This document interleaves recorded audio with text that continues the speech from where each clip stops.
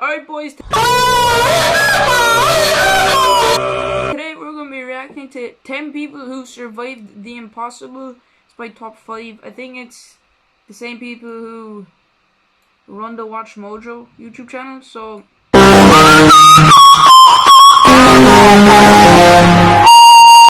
let's get into it.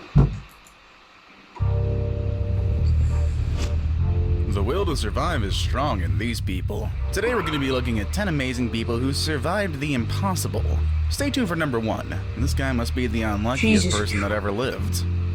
Or perhaps the luckiest. Honestly, it's up to you. Number 10. Pancakes cost so much, don't Aaron Ralston. Using that to grab and twist and rip. There's a movie based off this chap. Until the tendon gave way. When faced with a life and death situation, what will you be willing to do just to give you a better chance for survival? Would you be willing to give an arm there's a or movie based on this chap. It's like 127 hours. This list took this expression quite literally, but he was able to What a survive the legend, impossible in the process. While climbing Utah's Blue John Canyon, Aaron Ralston found himself in a nearly impossible situation as a boulder came free, crashing down upon him and pinning his hand and forearm. Jesus. The climber made Imagine being in that situation. Remaining pinned beneath the rock. That must be the most shitty situation ever. He had no choice but to do something drastic, as he was out of supplies and quickly succumbed to dehydration. Chop off his arm. It was then that Ralston made a choice many struggle to truly understand, amputating his own right hand, armed with nothing but a multi-tool. In order to do so, he had to first break the bone, then cut through the skin and tendons to free himself. His will to survive was strong enough. He found the courage to make a major sacrifice, but this courage saved his life. Number 9. The Stella Maris rugby team. What happened here then? What? This... It has something to do... It has to do with rugby, so what could be the impossible here? Alright. I was just checking if the video's not loaded in here. Technically speaking, it's definitely safer to travel via airplane rather than by driving your car. It's something to do with the airplane. People that are terrified to fly, and with good reason. I'm not scared of flying. When it doesn't kill you outright, can put you in a situation wherein survival can be impossible. What should have been a routine flight to attend a I think I know this one as well. A harrowing event for the Stella Maris College. They crashed into a mountain. The plane they were on crashed into a snow-covered mountain on October 12th, 1972. And I think they have to commit to cannibalism. A total of 17 people were killed instantly or died within minutes. But the worst wasn't over for the survivors. Stranded on the mountainside, they were forced to survive in freezing conditions with no shelter and very little food. Using what they could of the mangled fuselage, they huddled together while waiting to be rescued. Unfortunately, the harsh conditions as well as an avalanche would claim the life of another 10. Oh shit. And while it's certainly not a great thing, they were forced to eat the flesh of their deceased teammates to survive. But hey, they survived. To survive, man. After a total of 60 days on the mountain, the 2 fittest survivors braved a 12-day trek to seek help, saving those who remained. A total of 16 of the 45 people on the flight survived. Let's go. Number 8. Truman Duncan. Did he... You what ready happened to to head down and take a look at the yard? Sure am. You ready? Yeah, ready. Okay. Okay, great. What happened to this guy? Oh, he got hit by a train. A surefire way to get yourself pretty messily killed. But with the perfect combination of luck and happenstance, even getting run over by a speeding train can be speeding, lad. It's bad enough getting hit by a slowing train. Duncan was working the rail yards in Cleburne, Texas, when he was swept underneath a moving train. Oh shit! The rail car dragged Duncan a total of 75 feet, and his lower body was so mangled that he was nearly cut in half at the waist. Somehow, the man not only managed to stay focused and conscious, how did he survive? He actually made the call to 911 himself from his cell phone. Duncan's injuries required a total of 23 surgeries over a 6-week period. This costed him both legs and one of his kidneys, but he did live to tell the tale. Number 7. You have to get mechanical legs then, didn't he? Or, I don't know. That it's the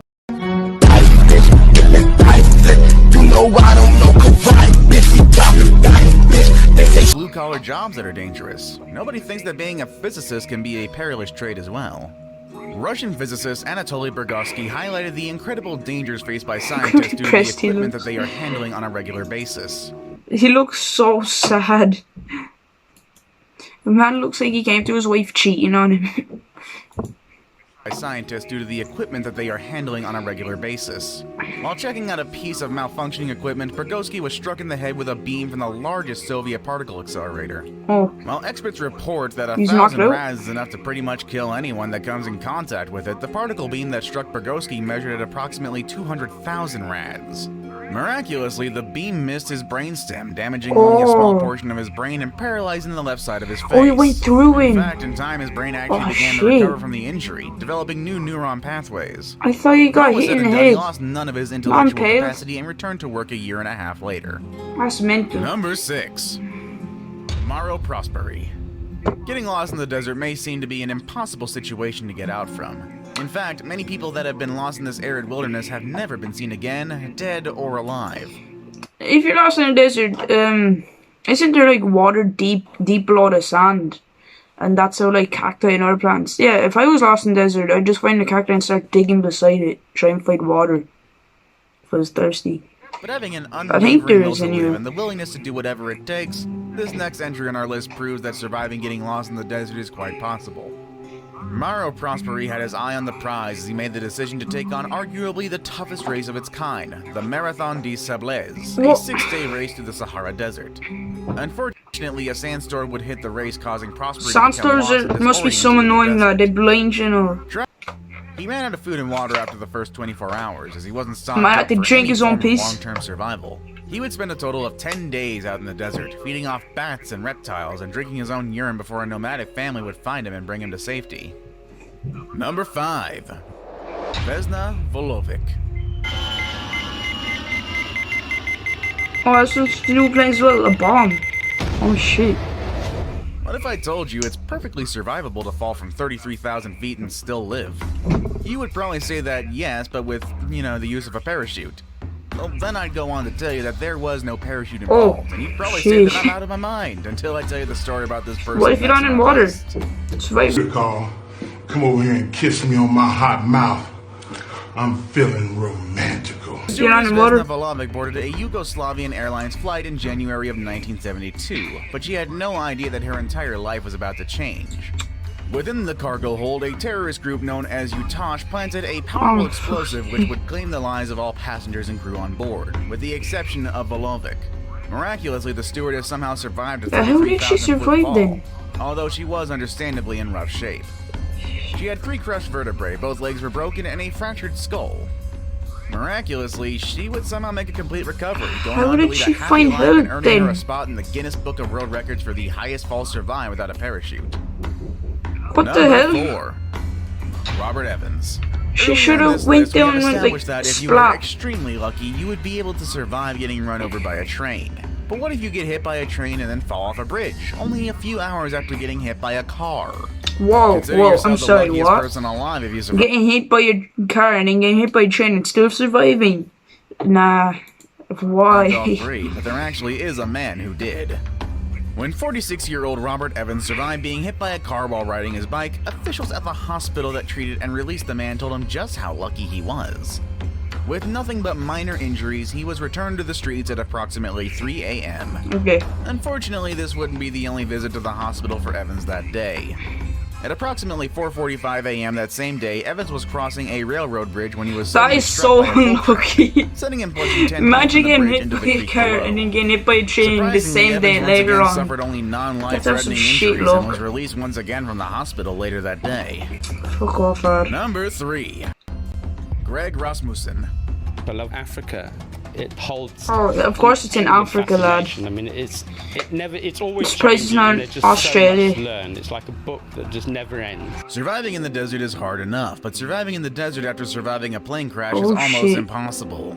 But this next entry in our list Man, did these achieve people the are so impossible, unlucky. not only surviving a plane Fucking crash hell. in the harsh conditions of the desert, but he did it without the use of both of his legs. What? While flying over the Kalahari Desert, Greg Rossman suddenly found himself faced with intense winds which would ultimately cause his plane to crash. Oh, Lost in the desert sands, the crash would Fuck render you, his legs nature. completely useless, a situation that would leave most people ready to give up the battle, but not Rasmussen. He crawled into the shadow of a tree to avoid the harsh sun while waiting for rescue. It would be 24 hours before rescuers would find the man.